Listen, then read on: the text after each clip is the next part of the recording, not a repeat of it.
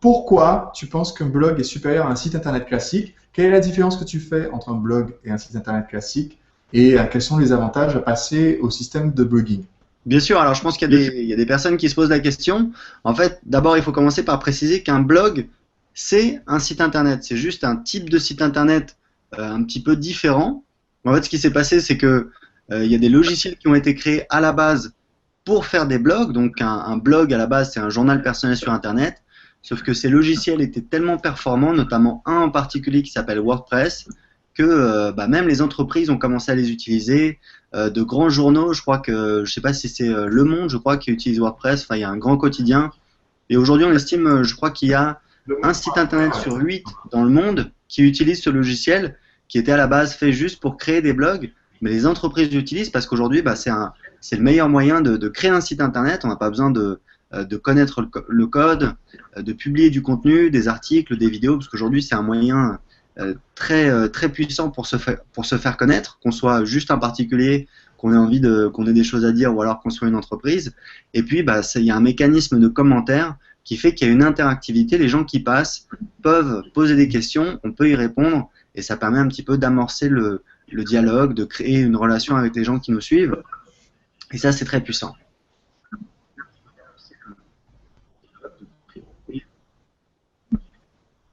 Ok. Donc, en fait, l'avantage pour l'entrepreneur qui a déjà son activité et qui a un site, c'est en gros de lui supprimer la facture de plusieurs milliers d'euros de webmaster que beaucoup ont eu quand ils ont demandé juste mets-moi un site en ligne avec 3 pages et me permettre de mettre en ligne de temps en temps la liste des offres ou la liste des produits ou des dates selon le type d'entreprise. Et en fait, sur le blog, ce que tu expliquais, c'est qu'avec un système comme WordPress, on peut mettre en ligne et modifier son site soi-même facilement et avec les retours des internautes grâce au système de commentaires. Et c'est exactement ça. C'est vrai que de temps en temps, je vois passer des gens qui me disent, voilà, on m'a fait ce site pour 3000 euros, 5000 euros, et puis en fait, il me sert à rien, et il y a personne qui vient dessus, ou en tout cas, s'ils viennent dessus, ils restent pas longtemps. Donc, effectivement, ça permet, alors il y a un petit temps d'apprentissage, mais moi, j'ai des gens, voilà, je connais des gens qui sont retraités, qui ont réussi à installer leur blog, qui ont même commencé à se faire connaître, à générer des revenus avec. Donc, c'est vraiment un outil qui est tout à fait abordable, qui est très puissant et qui est gratuit. Ok.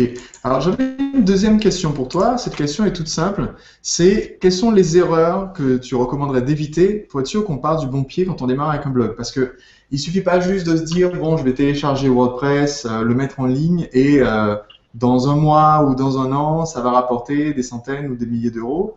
Qu'est-ce que tu recommandes qu'est-ce que tu recommandes d'éviter comme erreur si on veut se lancer?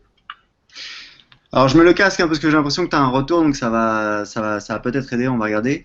Oui, alors en fait, c'est vrai que sur Internet, il y a un petit peu des codes à connaître. C'est vrai que quand vous arrivez sur Internet, en général, c'est vrai que les blogs ont un aspect très communautaire. Donc quand on va faire un blog sur une certaine thématique, on va être amené à échanger avec d'autres blogueurs sur cette même thématique. Et il faut savoir que sur Internet, personne ne vous connaît et personne ne vous attend. Donc il faut avoir une démarche où on essaye d'aller vers les gens, on essaye d'apporter de la valeur avant d'essayer de prendre. Et sur un blog, typiquement, ça commence par publier du contenu de qualité. Alors quand je dis du contenu de qualité, ça ne veut pas dire que voilà, il faut être Zola ou Proust. C'est juste avoir des choses intéressantes à dire. Et on a tous des choses qui nous passionnent, on a tous des choses pour lesquelles on connaît plein de choses, on a une petite expertise, et c'est de ça dont il faut parler, parce que ça va intéresser des gens qui sont intéressés par la même thématique. Donc ça, c'est Ok. une des erreurs. Ce que tu es en train d'expliquer, c'est que quand je crée mon blog, c'est pas comme si je créais une boutique dans une rue extrêmement passante qui serait Internet. C'est plutôt le contraire. C'est je crée ma boutique dans une rue Une qui impasse. a été construite juste pour ma boutique. Et Exactement. il faut assez vite que je commence à faire rentrer pas mal de piétons et pas mal de gens qui vont être de passage. C'est ça. Exactement, c'est ça. Et en fait, ça, c'est ce qu'on appelle le content marketing, donc le marketing par le contenu. Et ça, aujourd'hui, il Mhm. faut savoir que c'est une tendance très lourde. Moi, j'ai des amis sur Paris qui conseillent des entreprises, qui font du consulting avec des entreprises. Et c'est une tendance très forte. Donc, il s'agit de développer du contenu pour attirer des gens intéressés par cette thématique. Il y a par exemple les e-commerçants. J'ai un ami qui a une boîte de e-commerce. Eh ben, il a un blog et il publie des articles, alors qui fait rédiger d'ailleurs, c'est pas lui qui les écrit. Il publie des articles sur sa thématique pour attirer du trafic, pour faire connaître sa boutique. Donc aujourd'hui, c'est vraiment une tendance très très forte, et c'est ça qui permet en fait un petit peu à des particuliers, justement, c'est un petit peu une petite révolution technologique qui permet maintenant à des particuliers, à des gens qui sont solopreneurs, chefs d'entreprise, de petites entreprises plutôt, de se faire connaître avec, on va dire, peu de moyens sur Internet. D'accord. Donc, supposons que j'ai commencé mon blog et je veux que ça soit pas juste un blog, mais un blog à succès.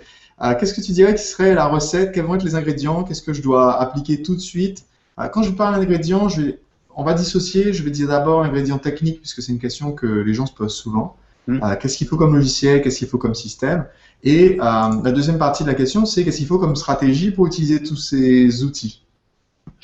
Alors, la première partie, tout simplement, on l'a vu, c'est d'utiliser un logiciel comme WordPress qui va permettre de créer rapidement donc son blog. Et la deuxième partie, c'est de démarrer, c'est de choisir une thématique pour laquelle on a un véritable intérêt. Moi, je recommande de ne pas faire les choses juste par opportunité parce qu'on pense que dans cette thématique, il y a de l'argent ou alors il y a un potentiel économique. Je pense qu'il faut vraiment parler de quelque chose pour lequel on a un attrait, c'est vraiment important.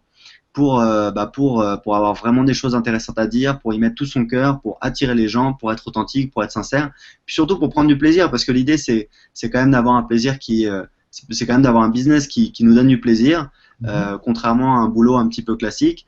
Et ce que je recommande, c'est donc de se spécialiser en fait sur une thématique, de choisir une thématique sur laquelle on va parler, on va essayer d'aider les gens. Et c'est comme ça qu'on va attirer des gens intéressés par cette thématique, et après derrière on va pouvoir leur proposer des produits, des solutions, des choses qui les aident en fait, qui les aident à avancer. Ok, alors je crois que sur ton site, dans la série de vidéos que tu as publiées là, sur ton site Blog Gagné, Oui. tu as déjà une vidéo qui explique l'importance de choisir une thématique et ensuite ce qu'on fait après à partir de cette thématique. Je crois même que tu avais un PDF qui expliquait comment bien choisir sa thématique. Oui, tout à fait. J'ai un PDF que j'offre gratuitement et qui permet justement aux gens, parce qu'il y a des gens qui me disent voilà, je sais pas sur de quelle thématique parler sur mon blog. Et en fait, on a tous des choses qui nous intéressent. Donc en fait, dans ce PDF, il y a quelques petites astuces qui vont permettre de prendre du recul par rapport à soi, en fait, de se piéger soi-même, de s'analyser et d'avoir une liste comme ça de thématiques dont on va pouvoir parler. Et après, il faut voir le potentiel économique justement des thématiques, et ça j'en parle dans les vidéos sur le site. Ok, donc supposons que j'ai choisi ma thématique. Moi, en l'occurrence, je suis un grand amateur de danse latine surtout. Oui. Donc, j'ai décidé que je veux créer mon blog sur la salsa. Maintenant, comment je fais pour amener plus de monde dans ma rue? Comme on disait justement, faire connaître mon blog. Est-ce que tu as quelques techniques que tu peux recommander à la fois aux gens qui n'en ont pas pour qu'ils se fassent une idée de ce qu'ils peuvent mettre en place au début? Et aussi, je sais qu'il y a beaucoup de gens qui vont regarder cette vidéo qui ont déjà un blog. Est-ce que tu peux donner des conseils que peut-être tout le monde n'utilise pas ou que certains utilisent mal? Donc, comment faire pour ajouter le petit plus supplémentaire si on a déjà un blog et qu'on veut doubler le nombre de visites dessus? Tout à fait. Alors, le problème un petit peu sur Internet, c'est qu'en fait, des techniques, il y en a des centaines, des milliers, et que elles sont toutes plus ou moins efficaces. Et pour être plus précis, il y en a beaucoup en fait qui sont pas très efficaces. Donc en fait, l'idée, c'est vraiment d'aller à l'essentiel parce que très souvent les gens développent leur blog en plus de leur travail quotidien. Et voilà, on a un temps limité, donc il faut aller à l'essentiel.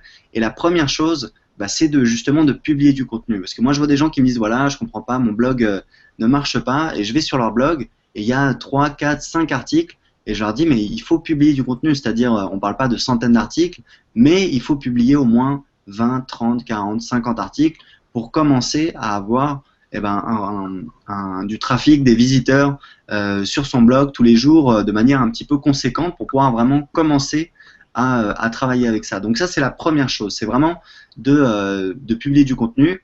Et ensuite, ce contenu, il faut... Est-ce que tu recommandes, justement, est-ce que tu me recommandes, si je démarre un nouveau blog, d'écrire 20, 30, 50 ou 100 articles et ensuite de dire je lance le blog avec tous les articles au départ? Ou bien est-ce que tu recommandes de démarrer avec zéro et de publier un article tous les lundis ou tous les premiers du mois? Oui, très bonne question. Très bonne question, Sébastien, parce qu'effectivement, j'ai souvent des gens qui me disent voilà, j'attends d'avoir 15 articles bien écrits pour les publier sur mon blog. Et en fait, ça, c'est vraiment une très très grosse erreur qu'on peut faire parce que, en fait, le truc, c'est que la réussite sur Internet, elle vient dans l'action. Et le problème, c'est qu'on a été éduqué un petit peu comme ça à l'école. Il faut tout faire parfait, il faut bien faire les lignes, etc., rendre les devoirs. Le problème, c'est que sur Internet, ça fonctionne pas comme ça. Parce qu'en fait, la perfection, c'est quelque chose de totalement subjectif. Voilà, ça dépend de qui parle. Et en fait, ce qui est parfait pour vous ne le sera pas forcément pour quelqu'un d'autre. Donc en fait, ce qui est important, bah, c'est de publier, de pas se poser de questions, d'avancer. Parce que c'est comme ça qu'on va avoir du contenu, c'est comme ça que des gens vont venir sur le blog, c'est comme ça que des gens vont laisser des commentaires sur le blog, c'est comme ça qu'on va avoir leur retour, donc c'est comme ça qu'on va pouvoir améliorer ce qu'on écrit sur le blog, etc., etc., etc. Donc moi, je suis toujours en train de pousser les gens, en train de leur dire, n'attendez pas la perfection et ne jamais oublier, c'est que sur Internet, fait est mieux que parfait. C'est pas intuitif, on n'a pas été éduqué comme ça pour la plupart, mais sur Internet, c'est vraiment comme ça parce que plus vous faites et plus rapidement vous testez, plus rapidement vous avez des retours et plus rapidement vous apprenez. En fait, je fais toujours une analogie avec le golf, c'est comme si on était en train de jouer au golf et au lieu de taper dans la balle et d'essayer de la faire avancer, on essayait de passer des heures à regarder, à mesurer la force du vent, etc., la qualité de la pelouse, l'altitude, en espérant qu'un jour... le tir parfait. Voilà, c'est ça, pour faire le tir parfait. Et au final, en fait, on n'avance pas. Donc, en fait, c'est pas du tout la bonne manière de faire. Et puis, comme tu le disais, de toute façon, quand on crée son blog au début, je veux dire, le jour où on crée son blog, il n'y a pas de visiteurs, personne ne le connaît, ça se fait au fur et à mesure du temps. Donc, si vous publiez un article et qu'il n'est pas parfait, c'est pas grave parce que vous allez apprendre à écrire des articles. Après, vous allez avoir des visiteurs, vous avez des retours et c'est comme ça que vous allez progresser. Ok, donc je crée mon blog, j'ai le retour et d'ailleurs je peux témoigner que ça marche. Hein. C'est ce que j'ai fait avec mon tout premier blog de séduction. Quand j'ai commencé, je savais pas écrire des articles et je me souviens d'avoir lu un article d'un blogueur hyper connu aux États-Unis qui s'appelait Steve Fabina qui disait le meilleur moyen d'apprendre à écrire des articles qui sont appréciés des gens, c'est commencer à écrire des articles, voir ce que les gens apprécient, continuer à faire davantage de ça, voir ce que les gens n'aiment pas trop et arrêter de faire ça. Exactement. Et au début, j'écrivais des articles, donc je testais un peu mon style, j'écrivais des articles très courts ou des articles très longs selon le temps que j'avais. Au final, mon style, c'est d'écrire des articles très longs, donc du coup, j'en écrivais pas très très souvent. Mais quand j'ai commencé à avoir une régularité sur le blog Séduction en question et de faire un article toutes les semaines, et plus tard sur mon autre blog Drag TV, qui existe encore, à une époque, j'ai dit je vais faire une vidéo toutes les semaines. C'est à ce moment-là que mon trafic a explosé. Quand j'ai dit je vais faire une vidéo tous les jours, alors j'ai pas fait très très longtemps, mais rien que le fait d'avoir mis cette régularité a fait que les gens revenaient. Google s'est dit tiens, si les gens reviennent tout le temps, c'est qu'il y a quelque chose qui se passe et il faut amener davantage de monde. Et maintenant, voilà, les vidéos, il y a 5,5 millions de vues sur la chaîne vidéo qui est liée à ce blog. Alors, oui, je t'écoute. Non, mais comme tu disais, en fait, il faut publier du contenu, c'est très important et c'est comme ça qu'on apprend et c'est comme ça qu'on a des résultats. Et ensuite, il faut optimiser ce contenu. Donc, en fait, il y a des techniques pour optimiser le contenu, pour avoir un maximum de personnes qui vous trouvent quand ils font des recherches sur Internet, sur les moteurs de recherche et plus particulièrement sur Google. Donc ça, c'est la deuxième chose vraiment très importante. Alors, est-ce que tu peux donner un petit conseil d'optimisation du contenu? J'ai besoin de un blog existant. Alors, le truc le plus important pour commencer, en fait, c'est le titre de la page. Donc, sur WordPress, c'est le titre de votre article que vous allez publier. Ça, il faut qu'il y ait le mot-clé que vous visez dans le titre de la page, c'est très important. Et c'est vrai que moi, pendant très longtemps, je l'ai pas fait. Je pensais que c'était pas important. Je voulais pas écrire comme ça. Et en fait, après, j'ai commencé à le faire. Je me suis rendu compte que oui, c'était ça qui fonctionnait. Et depuis, voilà, je l'ai vu sur des centaines de blogs. Si vous avez un article qui est vraiment de très bonne qualité, qui est très long, qui est conséquent, qui apporte beaucoup d'informations, mais que le titre, il est pas assez précis, il contient pas le mot-clé que vous visez, malheureusement, vous allez capter en fait peu de visiteurs, parce que le titre, c'est vraiment la première chose que Google regarde. Ok, donc tu recommandes, au lieu de faire un titre romancé du style comment j'ai perdu ma chaussure sans m'y attendre, il vaudrait mieux que je fasse un titre du style les plus graves erreurs du danseur de salsa ou comment ne pas se planter quand on invite une fille à danser. Et je peux raconter la même histoire, mais il vaut mieux que mon titre soit optimisé sur ce que les gens vont chercher dans Google, c'est ça? Voilà, exactement. Il faut faire un mix en fait entre mettre son mot-clé dans son titre et avoir un titre qui soit quand même accrocheur pour les gens. C'est important. Et ça, encore une fois, c'est quelque chose qu'on apprend justement en pratiquant. Donc, il faut publier les articles. Et puis, c'est au fur et à mesure qu'on découvre de nouveaux mots-clés sur lesquels on a envie de se positionner. Toi, tu parles de la salsa, ce serait danser la salsa, apprendre la salsa, apprendre à danser, etc., etc. Donc tous ces mots-clés, il faudrait qu'il y ait un article, idéalement, qui soit optimisé sur chacun de ces mots-clés. Ça, c'est vraiment une règle de base pour capter un maximum de trafic. Donc il y aurait par exemple comment apprendre la salsa en 31 jours. C'est peut-être un petit peu ambitieux, mais je connais pas bien. Mais voilà, tu vois Alors, l'idée? alors, tu serais surpris parce que j'ai un de mes anciens élèves de salsa Ouais. il a créé un blog. Alors, il a utilisé exactement ce que tu viens d'expliquer. Il a créé un blog il y a quelques années. Le blog existe toujours. Il s'appelle triptycho.com. Mhm. Il a dit toutes les semaines, je vais publier une vidéo que j'aime bien de YouTube. Donc, il n'a même pas eu besoin de créer la vidéo, si tu veux. Il a pris une vidéo de danse qui était bien sur YouTube. Il mettait sur son Ouais. blog. Il disait sur cette vidéo, vous allez découvrir un tel et un tel qui danse sur telle chanson. Il y a des moments particuliers dans la vidéo qu'il faut aller voir, c'est très intéressant. Et aujourd'hui, si on cherche vidéo de salsa, je crois qu'il est toujours dans le top 3 des résultats de recherche, donc il a des milliers et des milliers de visiteurs. Et effectivement, il a créé son premier produit. On va parler tout à l'heure de monétisation. Il avait plusieurs sources de revenus, mais il a fini par créer son produit. Et quand il a sorti, ça lui a rapporté, je crois, 3500 € une semaine la première fois qu'il a vendu et 5000 € une semaine la deuxième fois qu'il l'a vendu, le même produit. Et effectivement, c'était un cours de salsa, comment apprendre le salsa en 21 jours avec un stage de 21 jours de vidéo. Donc c'est possible. Donc c'est Oui, possible. oui, mais je me souviens que tu m'en avais parlé en plus, et en plus j'avais été en contact avec lui. Donc je vois très bien de qui tu me parles, et c'est marrant parce que à l'époque, je me souviens, tu m'avais donné les chiffres, et dans ma tête, je me rappelais, c'était plutôt 10 ou 15 000 euros. Mais en fait, non, c'était moins que ça. Non, Euh, c'est 3000 € puis 5000 €, mais en fait, ça se cumule si tu veux. Et il ouvrait les ventes que sur des petites périodes, ce qui permettait de créer l'attente entre deux sessions du cours, si tu veux.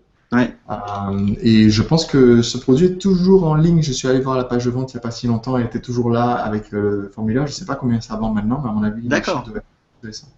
Oui, oui, parce que moi j'ai un nouveau blog qui est sur comment apprendre l'anglais que j'ai lancé l'année dernière.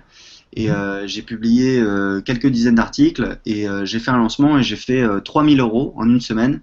Et ensuite, j'ai fait 1000 euros, je crois, depuis 2 mois. Et enfin voilà, ça me paraît pas beaucoup, mais c'est la même chose que ce qu'il avait fait. Et dans ma tête, c'était beaucoup plus. Donc voilà.